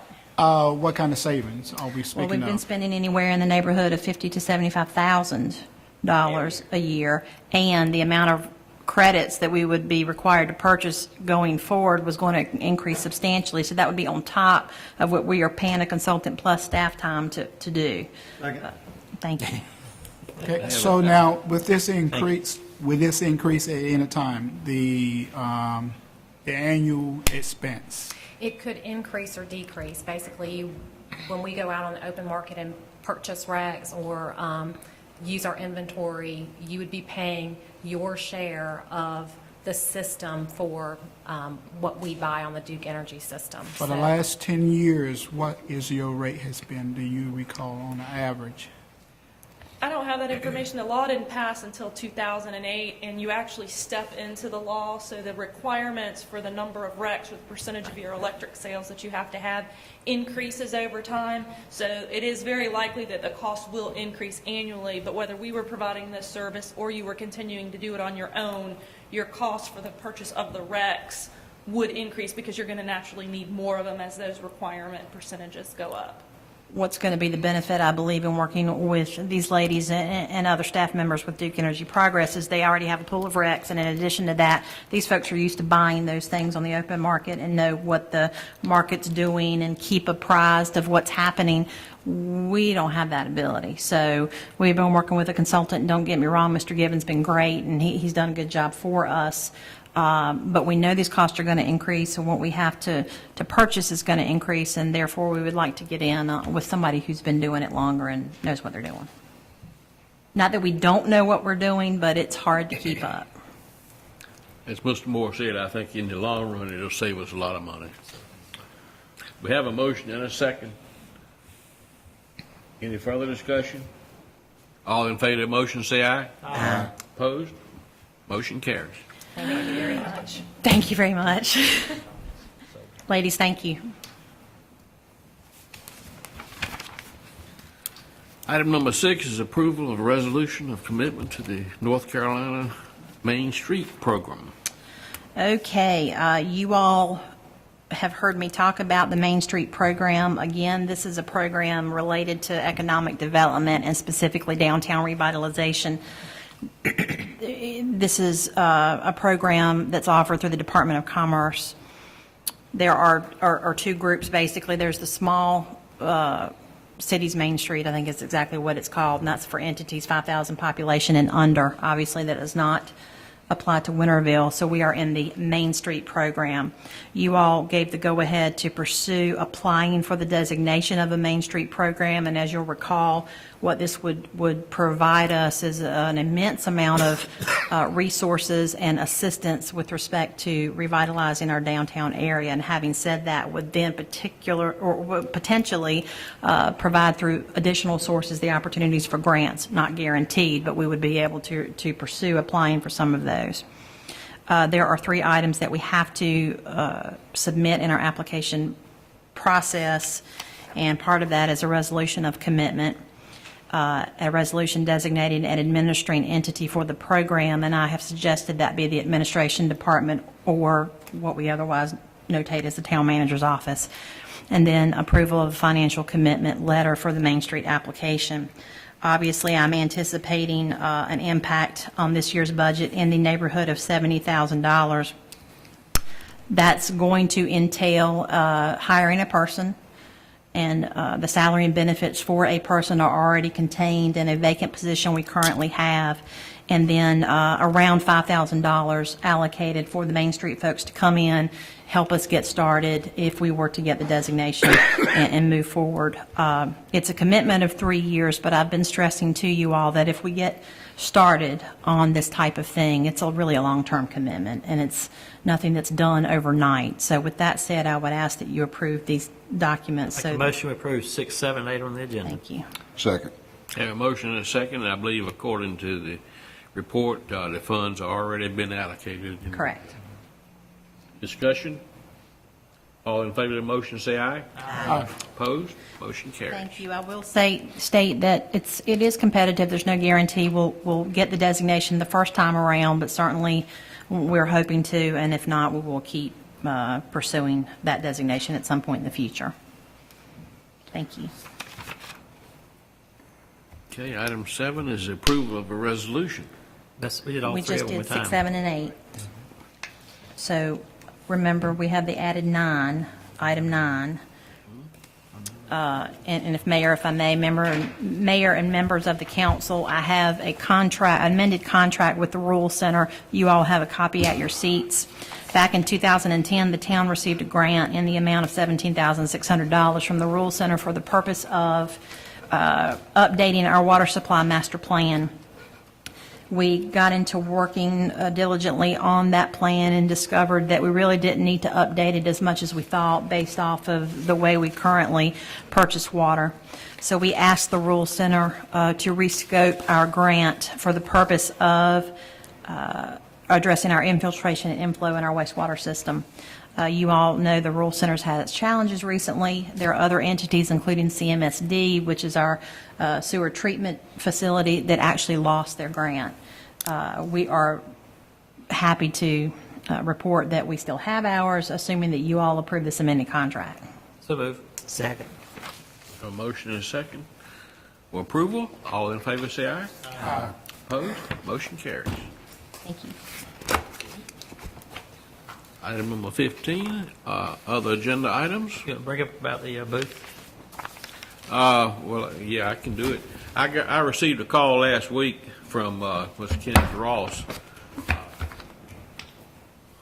asking would we be interested in having a booth. He said it would cost $200. According to him, every other town around has one. But according to our town manager, nobody else has one. I didn't, not necessarily nobody, just not everybody. Not everybody, okay. So, We had a booth at the league meeting in Greenville. Yes, we did. A nice screen photograph, looked nice, had some things to give away, promoting our town. And that's what we're doing for Community Day on the 21st. How much is it?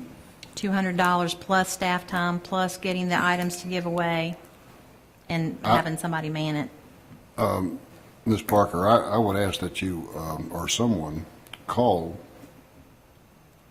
someone in charge of that. Now, I guess it's Ken Ross.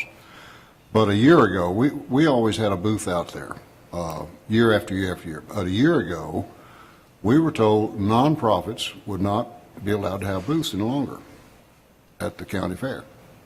Just like Gideon's. We used to Yeah. have, go there and they stopped us from going. Yeah. nonprofits. So it could be we're just blowing in the wind here. Well, he called me and asked me to support Mr. Mayor Jackson's, and his. I think he called everybody. Okay. And I just told him that I would mention it at the board meeting tonight. And obviously, we will And I do didn't what the give him an council answer. desires. And I'd be glad to volunteer some time, 2 nights to work at the booth myself. I always like to promote our town.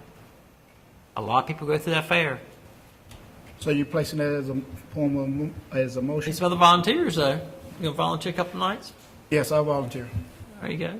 I make the motion, we purchase a booth for $200 and help staff with some gifts. Maybe we can spot some for you. Now, you said 2 nights a week for yourself, right? Yes, uh-huh. Okay, a night a week for me. And Okay, that's I'll 3. let you know about 2 after the Other first. council members? That's good one. Yes, sir. Oh, certainly, I would, but it's going to be a hardship on staff too. Right. because So we put out, Yes, I will help the staff. Did we get a second, Mayor? We have a motion. And is there a second? I place it as, you place that as a form of motion? Either one, I placed it second. We got to have a second to We the got a motion. motion, we just need a second. Second. Okay. Now we'll go with, we have a motion and a second to have a booth. All in favor of having a booth, say aye. Aye. Opposed? Okay, that motion carries. Now, how are we going to staff it? We'll work out those details. We don't need to do that tonight, if that's okay with the council. Okay, I think the fair is the first week in October, I believe. I'm not sure. It's before our next meeting. We didn't think Week in anything, but October, I think. if we can post it, we might can. We will. We'll work out some time frames. We'll get that out to everybody. Okay. Fair, first week. We've been invited to the, I always look at the letter late about the fair. I get the letter afterwards, I don't check my box like I should regularly. And therefore, I'm guilty of that. Midnight stuff. Okay. Before we go to reports from the staff, we'd like to welcome our county commissioner, Yes. Harris, and I believe offer condolences. Your aunt passed away, I believe. I'm not sure when the funeral is, but okay. Any staff member have a report they would like to give? Okay, Alan? This time of year, each year, we receive a population estimate from the Office of State Budget Management, and this is used for the purpose of distributing state shared revenues to the municipalities. This estimate will be using our boundaries through June 30th of this year. This year's estimate is 9,403. Last year's was 9,355. So that does represent a 48 increase in population. We do an annual annexation and boundary report each year, and what we're asking for has gotten a lot more detailed in recent years. So we're not only asked to submit housing count for newly annexed areas, but certificates of occupancy and permits and things of that nature. So it's a lot more detailed report we're turning in, and hopefully that works to our advantage in them being able to make a more accurate population estimate. Okay. All righty. Mayor. Good evening, Mayor and members of the council. I just wanted to bring to light a few events that we have coming up. There are events that we've had. One is the second annual, the other is the third annual. We do have the second annual On the Run that we do in partnership with Riley's Army, who is a pediatric cancer organization based in the area. That's coming up September 28th. Registration is currently open for that. And then we have the third annual Halloween Trail of Terror that we do in partnership with ECU Recreation and Leisure Studies Department, which is my alma mater. And that will be October 25th with the rain date of October 26th. Thank you. Thank you, Evan.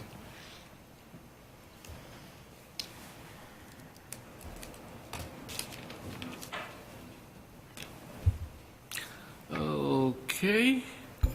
We'll start with Miss Jasmine. Good evening. I have a few announcements. The Economic Development meeting is Thursday, September 12th, and Monday, September 23rd at 5:30. The Youth Council meeting is Thursday, September 19th at 6. Community Unity Day is September 21st from 1 to 6 at the park. And Mayor's Night Out is Thursday, September 26th at 7.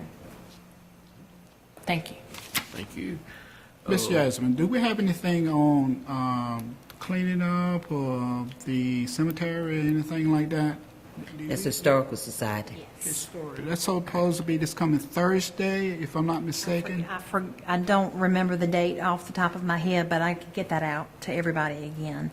I think it's on Friday. I'm not sure. Okay, it's I don't early know. in the I don't morning, know. right? I think like during the day. I'm ashamed to admit I did not bring my computerized device, so I'm operating on paper this evening. I don't On the have that. 13th. On 7:30 a.m. on the 13th. Yes. What is the 13th? I just like for you to include that into the announcement. That's Friday. Made us It's feel better. 7:30 I appreciate a.m. it. And the rain date is on the 20th. And that's being sponsored by our Historical Society. 7:30 on the 13th, and the rain date is the 20th. And I'm not mistaken that they were speaking of for both cemetery That's correct. in the area. So, Yeah. but I won't be able to make it because I'll be there. And this is a Historical Society project. Okay. Counselor? Mayor, I have no report, but I would just like to take a moment to sort of summarize from our Watermelon Festival. Once again, I'd like to thank the council for all your support. Everybody was there and appreciated you coming out. Also, of course, appreciate the support, the financial support of the town. Would like to thank staff. I know everybody worked long and hard. Thank you guys, police, fire, public works, MERV, recreation. Thank you guys very much. Seems like every year we have a sort of a remarkable event. The last 2 years we've had a fair amount of rain. This year, I'd say Thursday night was probably one of our biggest Thursday nights ever with the number of people that came out. It was was really good. Of course, we got the rain. We have to get a little rain every year. We got the rain on Friday, but we got in our family fun night before we sort of got rained out. And then Saturday, and if you were there, you know, what can you say? It was a monstrous event. I think we were all talking about it afterwards. You know, when you have, the weather was absolutely perfect. You couldn't have ordered a better day. And when you have free entertainment, that's, I guess, good entertainment, people will show up. So I'm not really sure how many people we had. We had estimates of 7,000, 8,000 people. I'm not sure. I just know it was a lot. And, I think it was, most people behaved themselves. Is that right, Chief? I think we didn't have many issues, many problems with that many people. Again, I think it was a good event, a good, safe event, and I want to thank everybody for what they did. Thank you. First, I was going to mention about appreciation. They did something for the festival committee. This is their 28th year. Think something creative, what we can do for them as individuals. About how many members do y'all have as on the festival committee? Well, I'd say somewhere between 30 to 40 total people signed up. What have we done in the past for them? Yeah, you've recognized us. We've come in, and we appreciate that, the recognition. How about a photograph to put on our wall of the festival committee? How about that? These are people who volunteered their time with no income whatsoever. Because our staff did a good job, man. You can't do it without staff. I realize that. But, you know, that's a lot of work put forth that we get to have all the fun. Even I enjoyed the rainy part. I get to meet a lot of individuals. A little like the car, but, you know, would that be possible? You know, I think it's creative. But I'd like to thank them. But let's think about it another 30 days. Second, thanks to town allowed me to go to the Electric Cities. That was a great event, and hopefully we'll look at saving our town money on the water issue. That maybe, what's happened on that water issue? If you're talking about the capacity use rule, potential change, the environmental management, and that Environmental Management Commission meets this month, and I'll have an update once they consider the issue. Wouldn't that be great?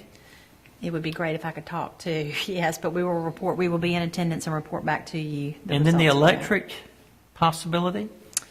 Potentially, in further conversations, I think that may be geographically out of our ability to do anything, but I'll certainly be back in touch on that. How about the report on Josephine's house?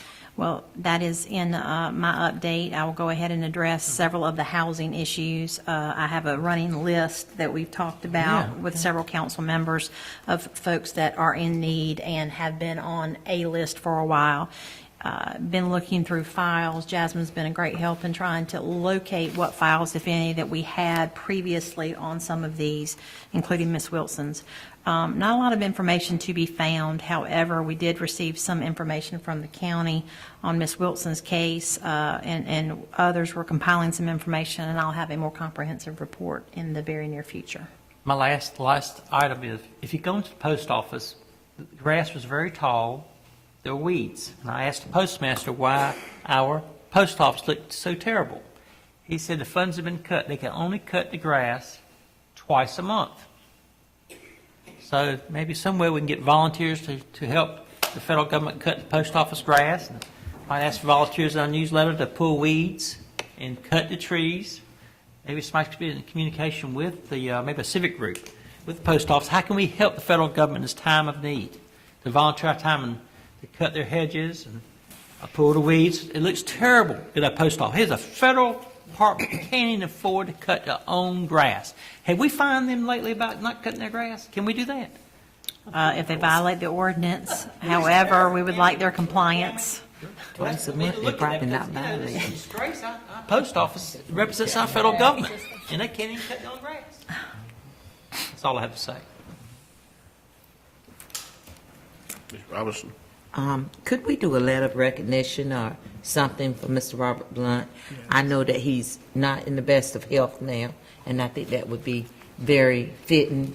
I know that he did, I remember him being employed with the town of Winterville and being a citizen in our community for, I don't know how many years, but I'm 61 this year, and as long as I've been on him, he's been here. That's right. He's done good. And I do thank all of you, department heads, I bugged you too, and all of the board members.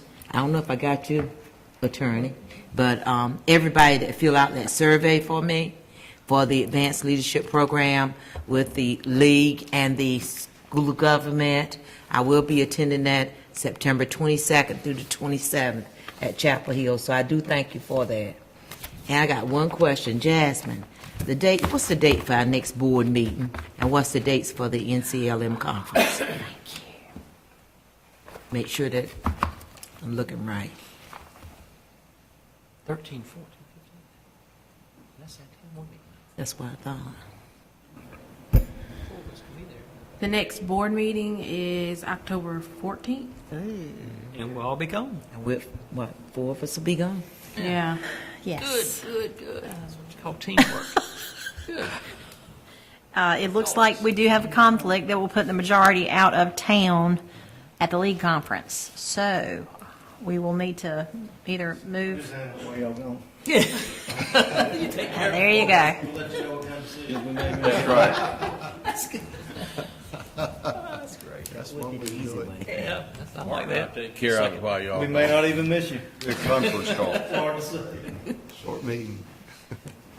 Any ideas on what you all would like to Third do? Monday night? I believe that's a planning board night usually.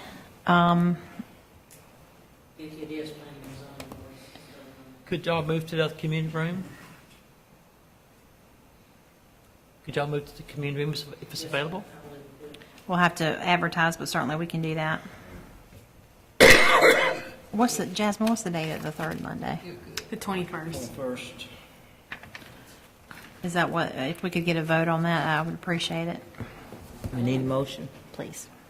I move that we move our regular scheduled town council meeting to October 21st Second. to accommodate the NCLM conference. Thank you. We have a motion and a second. Second. Any discussion? All in favor of the motion, say aye. Aye. Opposed? Motion carries. Okay. One Thank you, Ms. Robertson. possible issue that I see is I could not present places. If I have item for council, and items for planning and zoning, may have to ask another staff person to assist in that. Alan, I'll try to handle anything you might have for the meeting. You'll have to school me appropriately, though. And we'll miss you, Brad. Brad, we are. When is your last day? End of the month. We are going to miss you. Sure will. I know I will. More than us. I keep him busy. Keep him busy. Okay. That's it. That's it. Go ahead.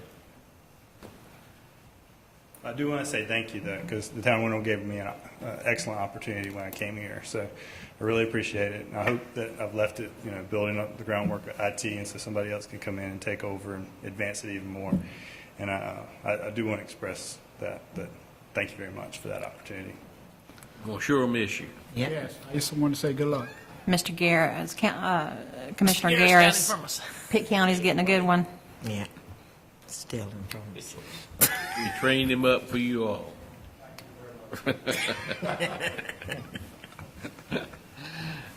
Ms. Barker? I do. I would like to say thank you to, obviously, to staff and to the Watermelon Festival Committee for a great festival, as always. Hard work, but a lot of fun was had by all.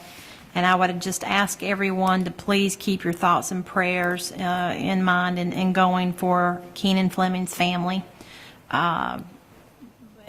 Keenan was part of our family, but certainly a very special part of the Fleming family, and we have all been struggling with his passing since Saturday morning. So we will be specifying some arrangement details here in the next day or so. I'm looking at Evan, but once we have those verified, we will pass that along to everyone. And just so the council knows, the service it may be held here in town, and if so, we'll be closing town offices for the purpose of allowing everyone to attend. So we'll let you know when that's going to happen and what specifically is going on as that is verified. So thank you. I want to also send out my thoughts and prayers to Keenan. I had an opportunity to spend an awful lot of time with him at the ballpark, and he was a great guy. He's going to be very difficult to replace. He was a hard worker. I'm going to miss all the conversations that we had. And when you're at the ballpark, as much as I'm at the ballpark with all my kids, you get to have a lot of conversations. And he and I had a lot of great conversations. And he sent a lot of bear pictures to my boys, which they just last Saturday had sent a number of pictures. And, he's a good guy, and I'm going to miss him. The town was very fortunate to have him.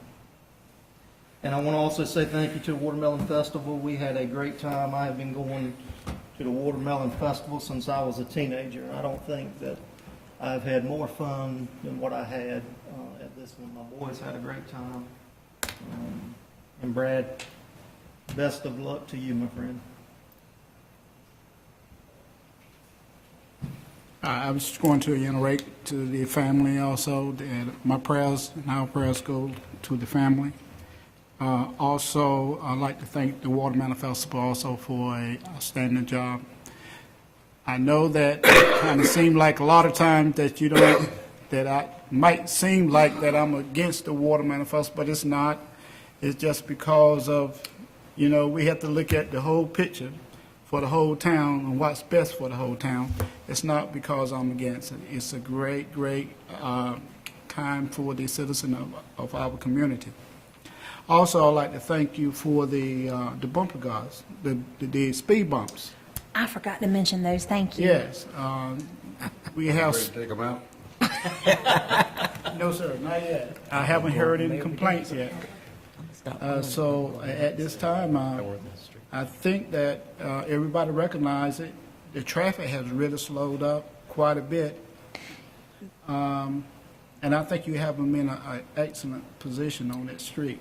Well, to keep the traffic down. May I interject? Thank you for reminding me. Just so everyone knows that does not know already, we did install temporary, speed bumps that you can move if you needed to on Jones Street. We're using Jones Street as a pilot project due to the number of complaints we get for speeding.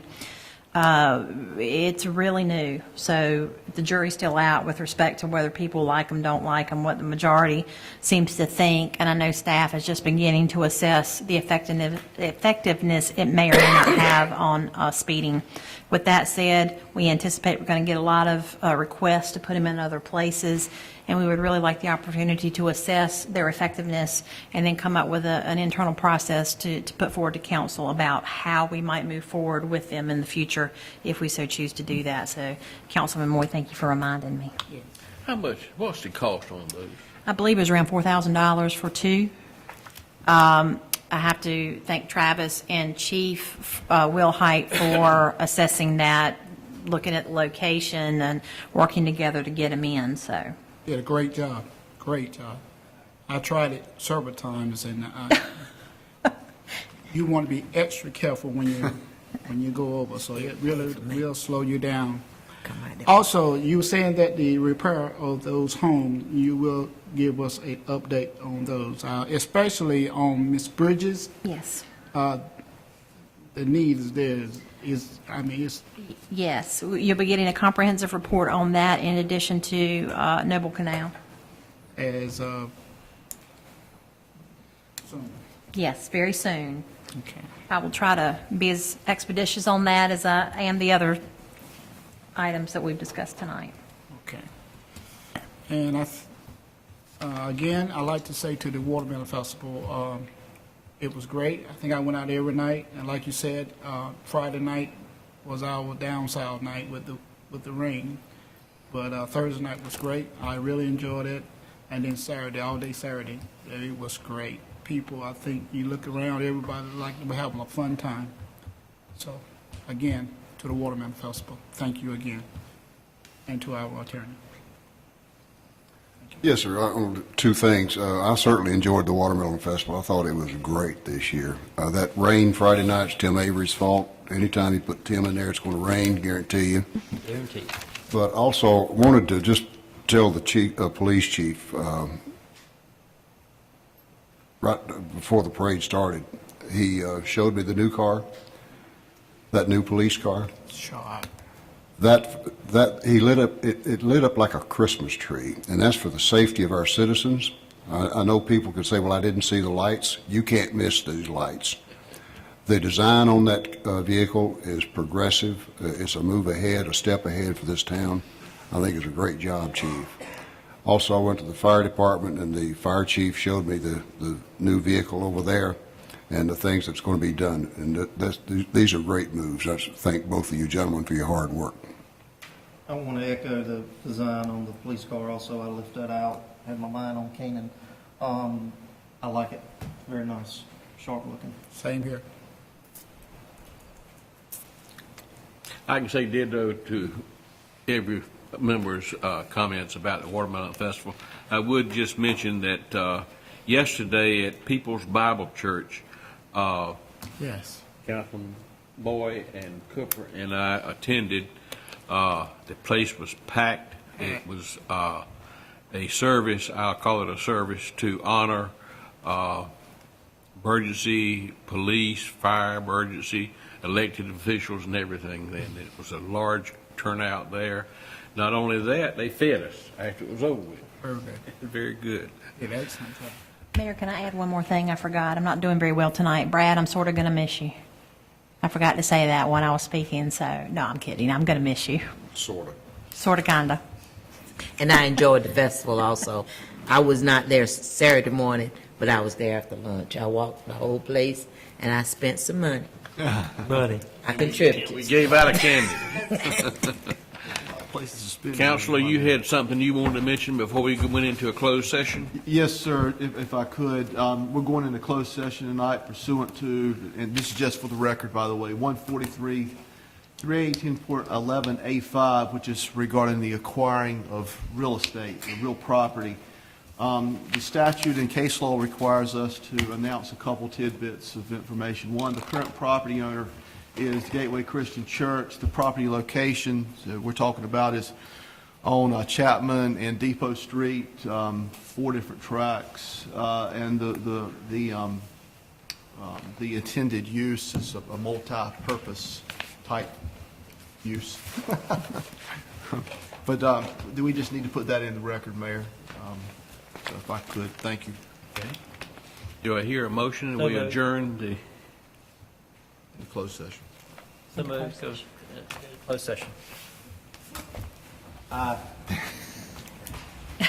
You get out. Say aye. Aye.